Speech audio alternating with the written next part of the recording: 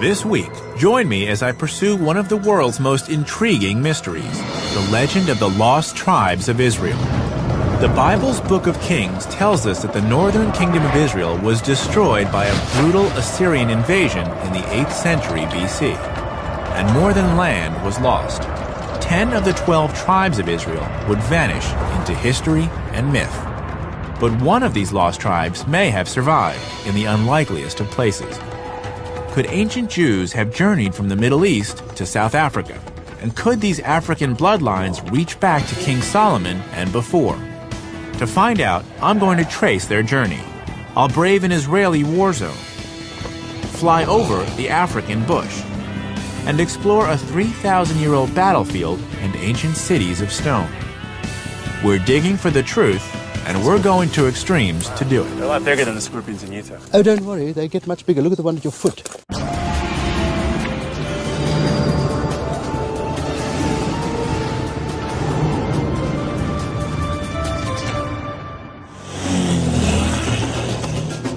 This is the Limpopo River, the northern border of South Africa. I've come to hear the story of a local group of people with astonishing ties to the story of the lost tribes of Israel, the Lemba. Today, they live only a few miles away from here, but this would have been the final challenge in an epic journey across deserts, oceans, and jungles. I'm Josh Bernstein, and my goal is to follow in their footsteps to determine if this fascinating story could possibly be true.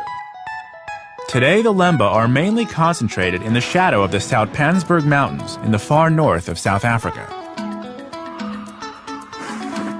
To the casual observer, they look and live much like any other traditional Southern African community. But if you scratch below the surface, there are some intriguing differences. Here I am in South Africa, and there are these men wearing skull caps and talit, the shoulder wraps. And you would see this in any synagogue in America or Israel, but I never thought I'd see it here in South Africa. I want to find out how these people seem to have Jewish customs. Samuel Moeti is president of the Lemba Cultural Association. Pleasure. So, I'll be honest, I came into this village and the first word I heard was shalom, Yes. a Hebrew word. Yes. How's that possible? How is it that the Lemba are speaking Hebrew? The Lembas are the original Hebrews, and they were scattered, as you know, and they crossed into Africa. So they were scattered all over. So in South Africa, in many parts of South Africa, you find the Lembas who are actually Hebrews. Hebrew. So the Lembas claim to be descendants of ancient Israelites? Not claim, they are. They are? They are. Okay. We are the original African Hebrew. We are scattered all over. Can you give me a few examples of some of the Jewish Yes, traditions? we don't partake of pork. Okay. We don't mix milk with meat. It sounds to me like the Lemba have a unique culture surrounded by others who do not practice the same way. That is correct. We always believe that the Jewish people who live all over the world are our brothers because we come from the same root. Could it be that the Lemba are a lost tribe of Israel? To answer the question, I have to turn the clock back some 2,700 years to the time of the mighty Assyrians. Back then, Assyria was the greatest imperial power the world had ever seen. And it had set its expansionist sights on the northern kingdom of Israel. The northern kingdom, composed of 10 tribal groups, was completely destroyed. Any surviving Israelites were enslaved and taken to Assyria, what is now the nation-states of Iraq and Syria. Little is known about the fate of these lost tribes, but for 2,700 years, hope remained. Could the Israelites have regrouped? Could some have escaped their captors and fled? Could a group of wandering Israelites have survived the elements and continued on, faithful in some land far from home? Jerusalem. There's no place more associated with the Jewish people. But as I walk through its narrow streets, I can't help but appreciate how deeply connected the people of many faiths feel to this city, and how millions of people around the world have a connection to this place, including me. My father was born here, and I probably have ancestors who were here when the Assyrians broke up this land.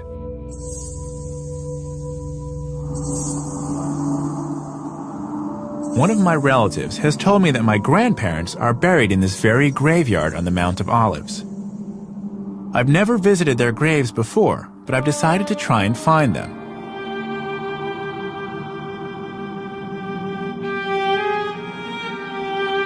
So after 10 minutes of wandering, I found them. So this is my grandmother. This is my grandfather. This is my great-grandmother. My great-grandfather. This actually means something to me. There's a connection for me that speaks to what the significance of heritage is. And for the Lemba, I understand why they might be interested in claiming some historical identity with Jerusalem.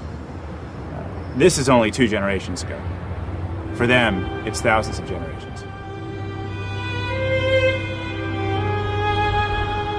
People have claimed to have found lost tribes all over the world, from Siberia to Australia.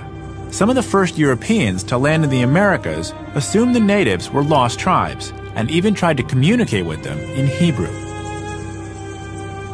Historian Hillel Hulkin has written a book about the lost tribes and thinks that they could still exist today. Hillel, why are you so passionate about the lost tribes of Israel?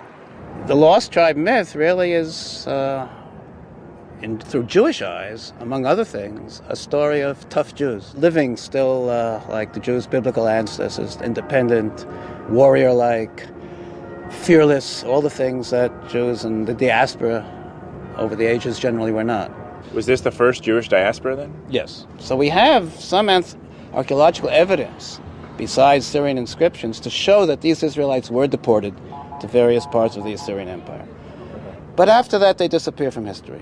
What's the big deal with being a lost tribe? What is the attraction for these people to claim, I was one of the lost tribes of Israel? Well, the big deal, you have to understand, is not so much that people are claiming to be lost tribes, but the fact that the Christian and the Jewish world have been looking for hundreds or even thousands of years for the lost tribe. It's the search for the lost tribes that is really the historically fascinating phenomenon. By now, the trail left by the lost tribes has gone cold. But perhaps the Lemba's oral history, handed down over the generations, can help us make a connection to the lost tribes of Israel. The Lemba's story goes like this. Thousands of years ago, they were forced out of Israel and settled in a place called Senna, which is believed to be the present-day Yemen. There, they lived as traders and craftsmen until war or natural disaster pushed them across the Red Sea and into Africa. Then began a slow migration south. Along the way, according to the Lemba, they built great stone cities. It's a claim that's fascinated archaeologists. Why? Because the ruins of ancient stone cities still exist in southern Africa today. It's also where I need to be exploring next. I had no idea how big this site was. I'm on the trail of an African tribe, the Lemba. They claim ancient Israelite ancestry and could just be one of the lost tribes of Israel. We are original Hebrew. Their oral traditions speak of a great journey through Africa and of the great stone cities that they left along the way. I'm on my way to see one now.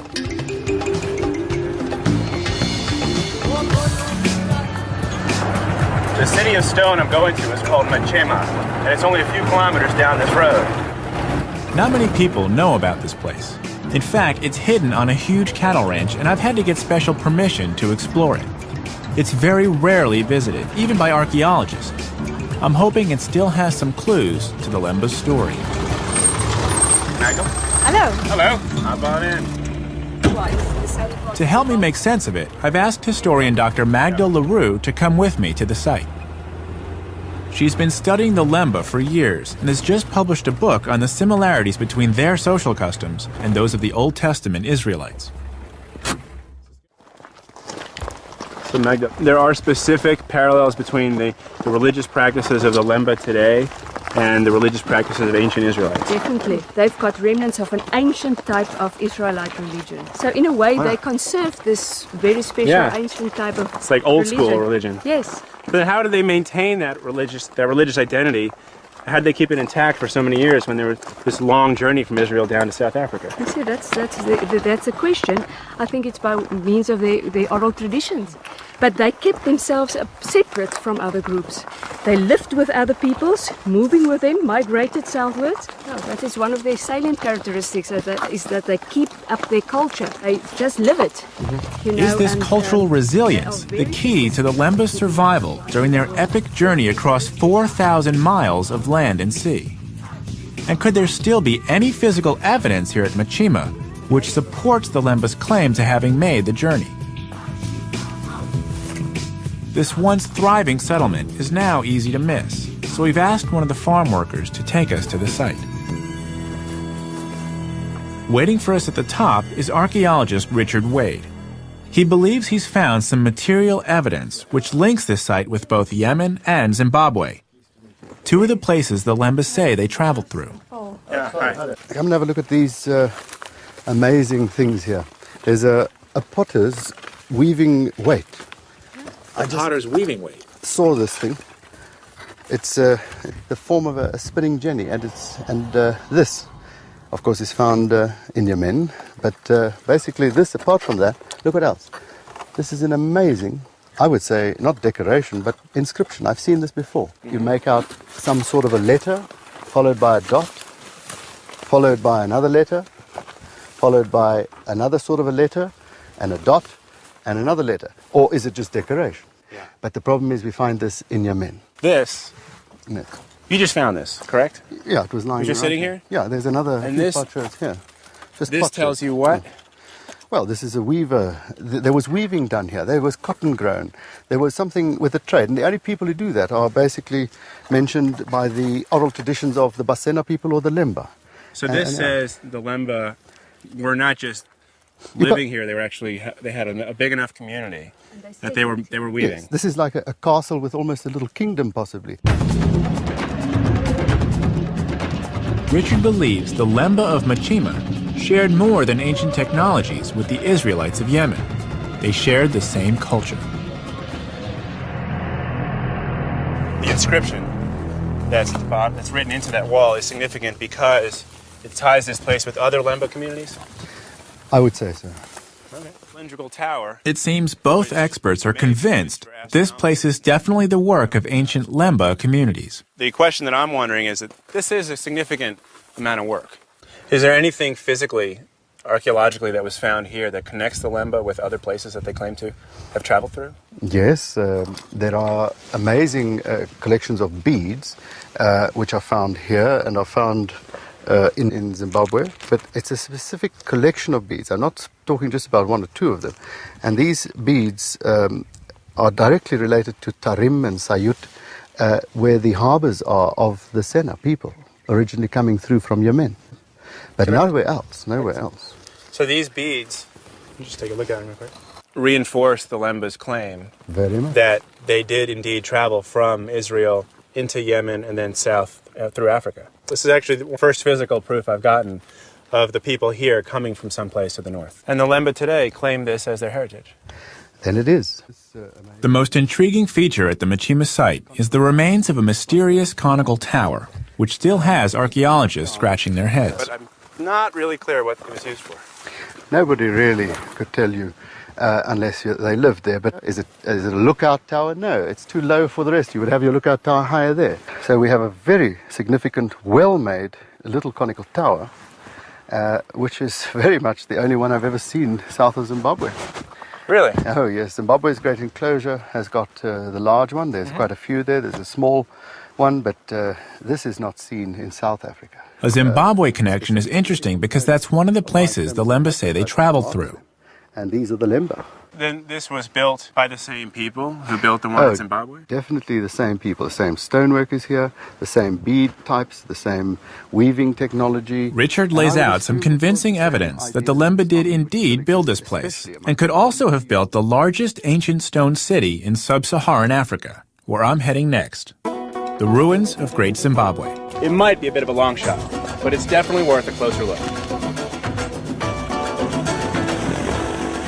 It's a really long drive, so I'm going to catch a ride with a local pilot. This will also give me a chance to see what the Lemba would have been up against on their long trek through the African bush. By the time I find out that this little plane isn't stable on windy days, it's too late. And we're off.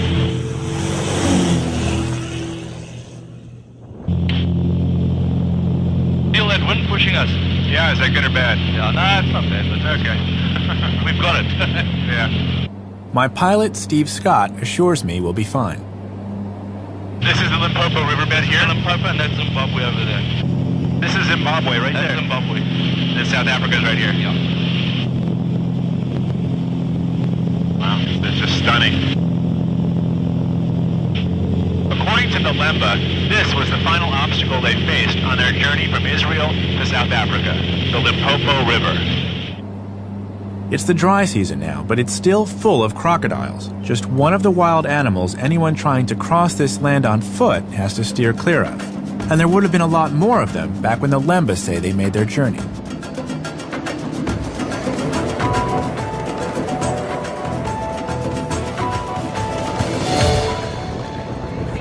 So we've just landed in Zimbabwe, and by just landed I mean we got here hours and hours ago, but we spent the better part of the afternoon getting our press credentials. It is not easy getting these at this time. We've been allowed because our story is on Great Zimbabwe, which is a point of national pride. The whole country was named after this site I'm going to. Great Zimbabwe is in the south of the country, a 5-hour drive from the capital, Harare. Oh, local craft. I've come to buy everything. I wasn't sure what to expect. How much for the chess set? $120. 30,000. Keep in mind that $1 US is currently 6,000. This country used to be one of the most successful in Africa, with a huge tourism industry. But government policy has driven most tourists away. Very much. Bye. Thank you. Life's not much different in Masvengo, the town nearest to Great Zimbabwe, the ancient city the Lemba claim to have built. And tomorrow I'll find out if their claim is true. And I'll get my hands dirty learning how they built it. All right. I have made fire.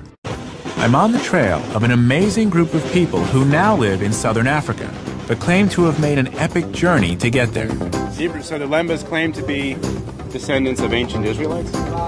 Not claim. They are. I've learned that 2,700 years ago, the Assyrian Empire scattered the population of the northern kingdom of ancient Israel, creating the so-called lost tribes of Israel.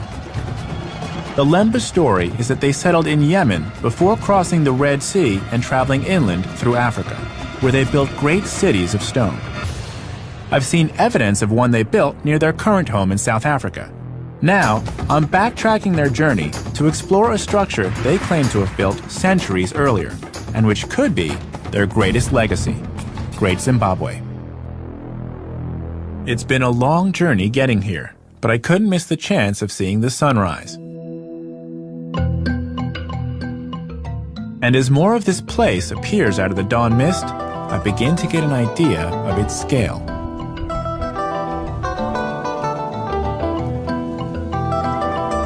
The site covers an area of 4 square miles, the largest ancient stone city in sub-Saharan Africa.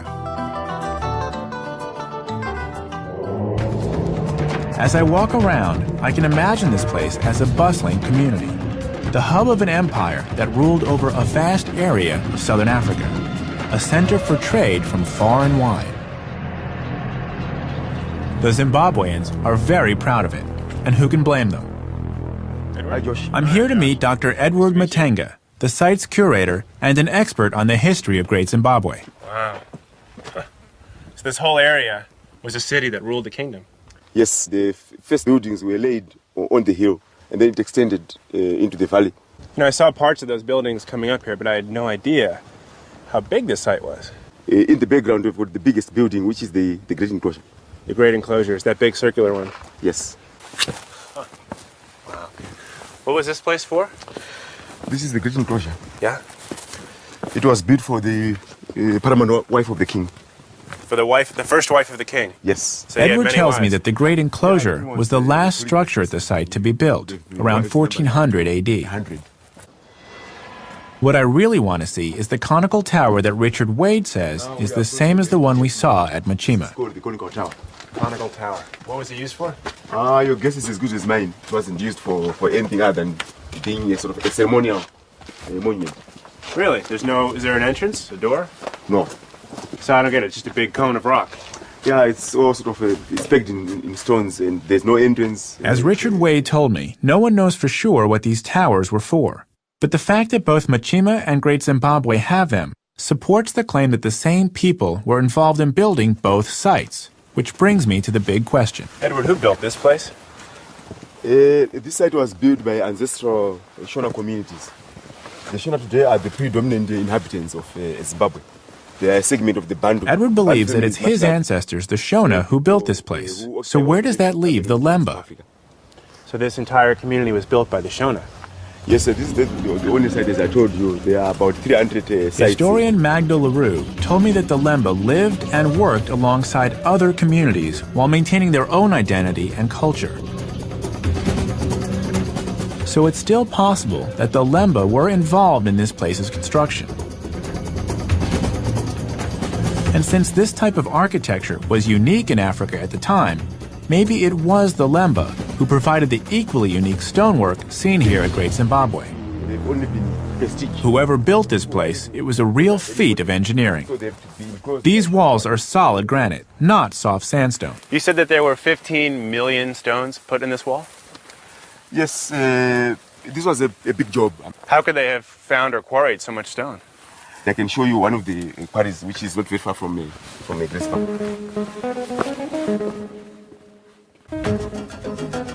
Edward has taken me onto one of the hills around Great Zimbabwe. They're made of granite sheets, smooth and slightly curved like an onion skin. What are these guys doing? They are preparing the rock for building the stone walls. As you can see, they have to choose a suitable site. This is characteristic of the rock, that it breaks in parallel sheets, and that's where you make your fire. So you build a fire on top of the rock, and then it, what, cracks? It cracks. Ah. Yeah. And this is the traditional technique? That's how they were doing it in Zimbabwean times. So we'll make a fire. I just need a little bit more straw. Start that fire. It's hard to believe that just by lighting a fire on this huge rock, you can split it. Don't spread. Good spread. Good. They say the process should take several hours. We'll see.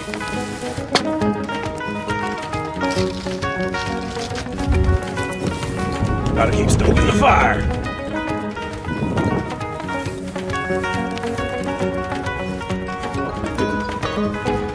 Fire!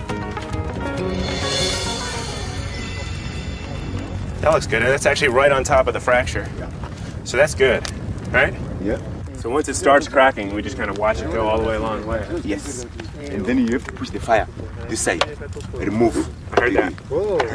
I heard that. You hear that? Yeah. This pop explosion. The rock's starting to crack. You can hear it before it starts to go. There's the crinkling, or the crackling of the fire, and then below it, you can hear the rocks kind of going ding, ding, ding, ding, ding, ding, ding, ding, ding, ding. It's going down there, so it just went all the way down there. You can't see it, we have to move the fire, but it looks like it runs all the way down here to the end. Hey, that's a little hot. You don't have any eyebrows left. Yeah. I see we're using metal tools. Would the Shona have had metal tools? No, except for iron hammers. Iron, so they had iron. Iron hammers. But the hammers were probably used to break the rock. Yes. More than this kind of thing, they would use wooden rakes. Wooden rakes to move everything. Move everything. And then the iron hammers would be used to break the rock later. Break the rocks and then trim them. That's a perfect one. Again. That's a perfect one? Yeah. I made this one. The building blocks for the great enclosure were basically made in this way. So all of the building blocks for the stonework that we saw, yes, is made this way. I can see now where the building blocks for Great Zimbabwe came from, but I still haven't gotten to the bottom of exactly who built it. Were the Lemba involved, as they claim? They are an African people, just like the Shona. They are Shona speaking today. So it's possible their claim may hold some weight, that they were here. They were certainly here, but whether they built the stone walls or not, it's very difficult to substantiate. As I said, I mean the evidence that is available at the moment in terms of oral testimonies is vague. Okay. Well, but at least there's a possibility. Great Zimbabwe certainly fits the description of the great stone cities the Lemba claim to have built, and Edward confirms that the Lemba were definitely here. Even today, they have communities not far from here. Amazingly, the Lemba who live here in Zimbabwe, just like those in South Africa, really do believe they're Hebrews, and the cities of stone they claim to have built do seem to support their oral traditions. But does this make them a lost tribe of Israel? Did the Lemba, like the lost tribes, actually leave Israel in the 8th century BC? Are the Lemba truly a lost tribe of Israel? If so, they would have also been victims of the Assyrian invasion of the Northern Kingdom. I've just learned there's some archaeological evidence found in the same Israelite cities which fell to the Assyrians all those years ago, and which could finally put this question to rest. I want to see this site for myself, so I'm going back to the Holy Land.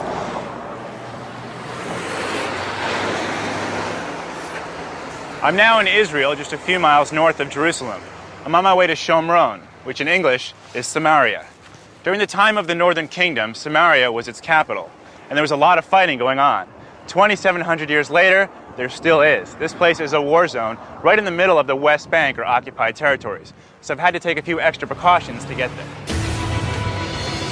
This is Yitzchak. Shalom. And this is my armored truck to get there. It's 2 inches of solid steel. Yes. Solid steel. And the windows? Also 2 inches. 2 inches bulletproof glass. I'm hoping we won't need to use it, but again, we've taken every precaution because this place is not secure. Yalla?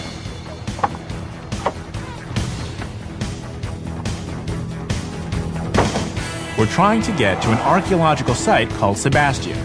It may hold vital clues about how the Lemba's epic journey began. But it's on the other side of a heavily guarded checkpoint.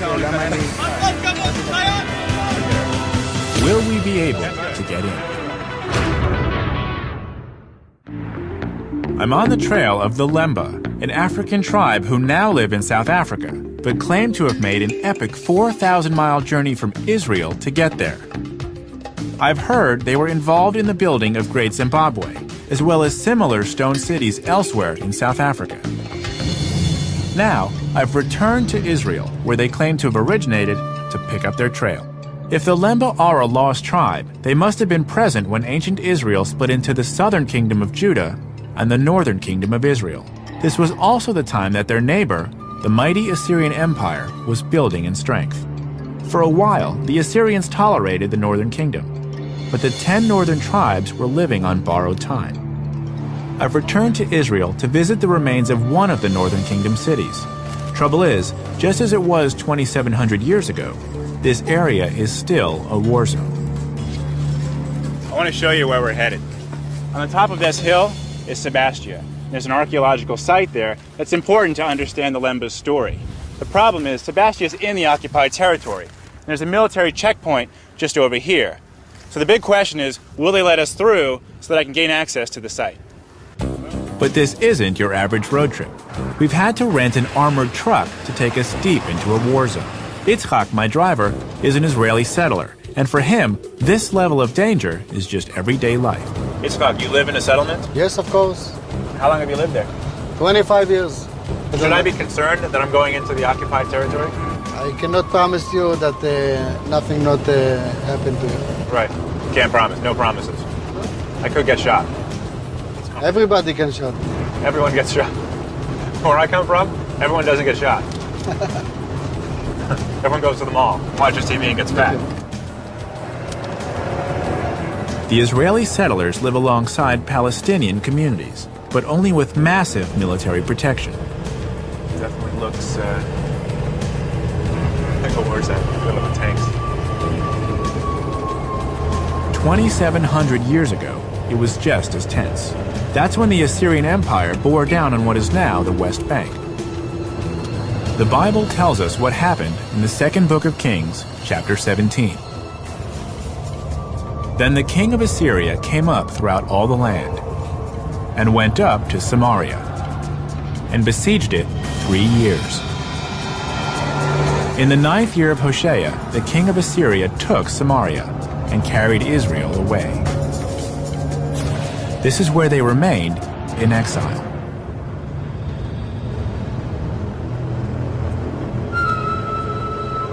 We're now approaching the checkpoint. We've been working on gaining access to the Sebastia site for weeks, and yesterday we finally got permission.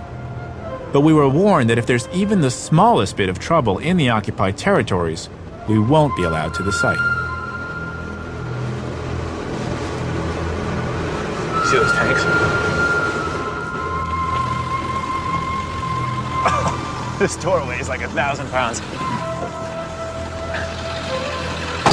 Wow, okay.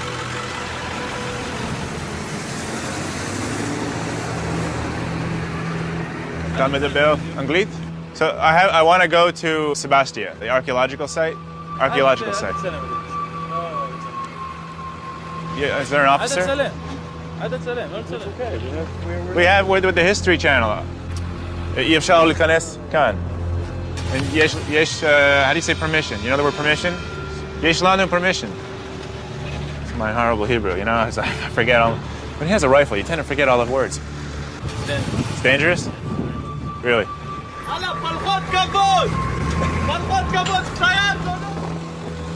Here's what's going on.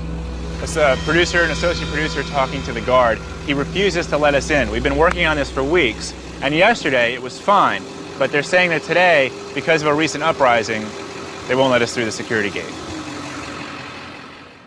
Despite our best efforts, Sebastia is a bust. Fortunately, I have a backup plan. There's another ancient city which fell to the Assyrians, a place where the lost tribe's story may have begun, and where the Lemba might have started their journey. It's called Megiddo, but you might know it by its other name, Armageddon.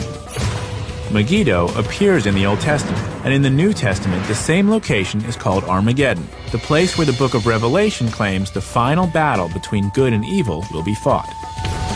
Today, it's an important archaeological site, but in the 8th century BC, this place was a battlefield. Trade items that the Egyptians were interested in. Archaeologist Israel Finkelstein is director of the Megiddo expedition and an expert on the ancient kingdoms of Israel. He's agreed to tell me more about this site and the city of Megiddo's extensive influence. Well, it was quite a big state. It was the most prosperous state in the Levant at that time. They reached all the way, I mean, you can hear about them from the information given to you by their neighbors.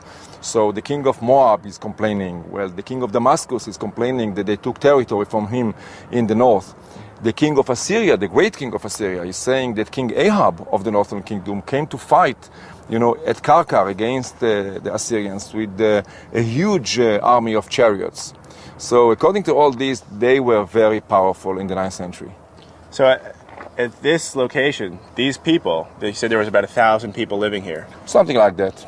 They were able to become significantly powerful so that the Assyrians, who were a powerhouse of their own, actually respected them. Yes, no doubt about that. In the beginning, before Assyria became, so to speak, a devouring empire, in the beginning there was some sort of relationship between Assyria and the Northern Kingdom, and at a certain period of time, even the Northern Kingdom was an ally of the Assyrians. I mean, of course, a weaker ally, but still an ally under the sphere of influence of Assyria. But then, in the second half of the 8th century, things changed, and the Assyrians were interested in simply ruling over those territories and taking them over.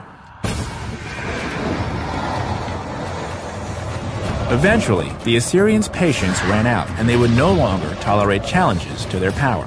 They had set their sights on empire.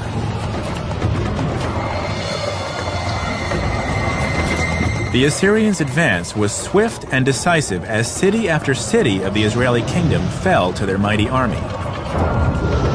The Bible called Assyria a land bathed in blood.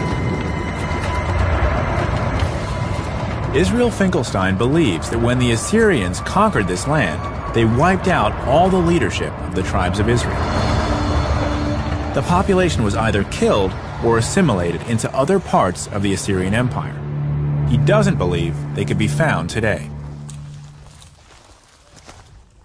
This, you were saying, was the building that the Assyrians built once they took over this area. Yes, this is one of the two palaces that the Assyrians built here. What happens then to the rulers of the northern kingdom when the Assyrians come in and take over? The rulers were deported. We don't know whether all of them, part of them, most of them, many of them. We don't have this kind of information, neither from the Bible nor from the Assyrian text, and of course not from archaeology. Archaeology cannot speak about a person. But most of this population probably assimilated in Mesopotamia. So the people who are on a quest to find the lost tribes and to recover them and bring them back to Israel, they would only have to travel as far as Mesopotamia? I don't think that you can travel anywhere and look for the lost tribes. I mean, I make a distinction between what we know from archaeology, history, and so on, and all sorts of popular ideas of going this way or that way and finding a lost tribe. There's no need whatsoever to go around the world, in my opinion, and look for lost tribes. Fair enough. But the archaeology here says that the people did leave. The people did leave, the people did die, some of them were deported to Mesopotamia, some of them continue to live here. Okay. Well, that's valuable, and seeing this certainly brings to me a sense of what community existed in the northern kingdoms. To me too. Israel Finkelstein tells me that Assyrian rule lasted for almost 100 years, that they went to great lengths to split up ethnic groups and cultures. So if it's true that none of the 10 lost tribes could have possibly survived intact, where does this leave the Lemba? I've certainly seen some evidence that they did make at least part of the journey they claim, but I can't prove a link to the Holy Land. There seems to be no trace of them left here at all. But there's one piece of evidence the Assyrians couldn't destroy. If the Lemba's claim is true, the proof should be in their blood. It's now possible to trace the Lemba's ancestry through their DNA, and that's just what scientists in South Africa have done. I'm going back to the Lemba's current homeland to find out the truth behind this fascinating mystery. Doctor? I've returned to South Africa, the current home of the Lemba, an African tribe who call themselves Original Hebrews. We've traced the journey they claim to have made across the whole continent of Africa. I've seen evidence the Lemba were traders and craftsmen, that they helped build great stone cities in Zimbabwe and South Africa. But it's proven very difficult to locate any evidence linking the Lemba to the famous lost tribes of Israel. But I'm not finished yet. In fact, there could still be solid proof behind their claim to Jewish ancestry. That's why I've come to Johannesburg. The scientists here at the National Health Laboratory Services have screened the genetic profiles of the Lemba and their neighboring tribes, the Venda and the Bantu. They've come up with some revealing conclusions. I heard of the Lemba many years ago. Dr. Trevor Jenkins has been the lead geneticist in the study of the Lemba for the last 20 years. And I didn't really have much interest in pursuing their actual identity until a friend who had been studying the Lemba had detected some Jewish influences in the music of the Lemba. So their music actually differs from the people around them. And that brought you in to study the genetics? Yes. So the genetic data doesn't say that the Lemba are Jewish as much as it says they have Semitic origins. Yes, that's how we put it. What we were saying was that there's a non-African contribution to the gene pool of the Lemba, which is not evident in the peoples amongst whom they live in that part of the world. You mentioned non-African influences. If someone didn't have genetic data or the testing available, how could you determine if one group is Jewish or not? I distrust relying on morphological features to categorize populations. So someone couldn't say, oh, he looks Jewish, she looks Jewish, he's not Jewish, she's not Jewish. That wouldn't have any bearing on the issue of Semitic origins. I don't think so. The Lemba... Dr. Jenkins believes DNA always trumps appearances, and the Lemba's claim to Jewish ancestry may indeed have some genetic support. Not only is their DNA very different from their neighbors, but according to his colleague, Dr. Himla Sudyal, it may have a non-African, even Jewish connection. I'm Josh. Good to see you. Yes. Take a seat. Sorry, good. I have gloves on, so I prefer not to shake your hand. That's fine. Thank you. So I've come back to Johannesburg for more information about the Lemba, and I'm curious if you could tell me about the research you're doing. Yes, this is the very interesting thing, that the South African Lemba harbor a particular Y chromosome pattern or lineage that's common in people who identify as the Kohanim or the Jewish priests. Okay. In the Jewish tradition, the Kohanim are part of the priestly caste. Amazingly, scientists have isolated a strand of DNA that's strongly associated with the Kohanim. It's called the Kohen modal haplotype, and it's almost exclusive to Jews who claim the priestly heritage. Almost exclusive. The Kohen modal haplotype has been found among the priestly caste of the Lemba.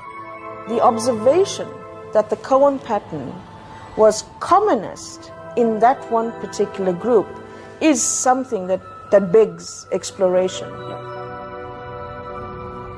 This link supports the Lemba's oral history and the archaeological clues we've seen in the places they say they lived. Hardcore time. But Himmler is quick to point out the limitations of genetic science. Now, in terms of whether the Lemba are Jewish because they have the Cohen modal haplotype or not, is something that science cannot address. Because cultural identity is a social construct. No genetic data is going to tell you that you are Jewish or that you are Hindu or that you are Christian or any religious domination. Himmler tells me that the presence of the Kohen modal haplotype can't tell us anything about the Lemba's religion.